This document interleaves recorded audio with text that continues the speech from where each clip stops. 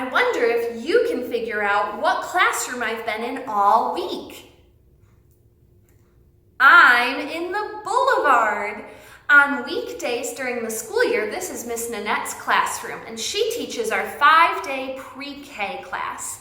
But on Sunday mornings, this is our classroom for our kids with special needs. We call it the friendship class. And this is where we meet to make sure that all of our sensory needs are met and we learn at our own pace. So I cannot wait to open this classroom back up again, and hopefully we'll be able to do that soon. But for today, let's hang out in here to read a Bible story. We are using the My First Hands-On Bible, and I am reading from page 350 today.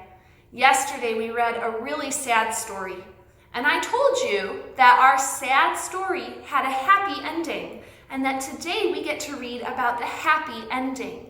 We read yesterday about how Jesus died on the cross, and he did that because he loves us so much that he stretched his arms out on the cross like this and let them kill him. And he took all of our icky, yucky sins away, and he killed them on the cross and buried them in the grave. And today we're going to find out what happened 3 days later. Let's find out together. But very early on Sunday morning, the women went to the tomb, taking the spices they had prepared. They found that the stone had been rolled away from the entrance. So they went in, but they didn't find the body of the Lord Jesus. As they stood there puzzled, 2 men suddenly appeared to them, clothed in dazzling robes.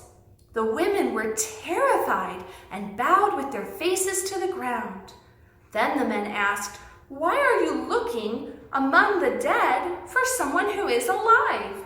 He isn't here. He is risen from the dead. Remember what he told you back in Galilee, that the Son of Man must be betrayed into the hands of sinful men and be crucified, and that he would rise again on the 3rd day." Then they remembered that he had said this. So they rushed back from the tomb to tell his 11 disciples and everyone else what had happened. It was Mary Magdalene, Joanna, Mary the mother of James, and several other women who told the apostles what had happened. But the story sounded like nonsense to the men, so they didn't believe it.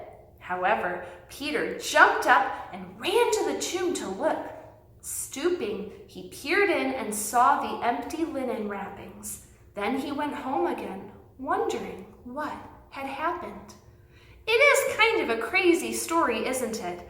For somebody who you saw die on the cross, a criminal's death, to then be alive, it sounds crazy. It's something that a lot of people said, no, I need to see this for myself. And guess what? A lot of people did see it for themselves.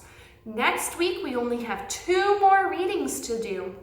And I want to share with you 2 things that Jesus did after he rose from the dead. I can't wait to see you back here on Monday. Bye-bye, friends.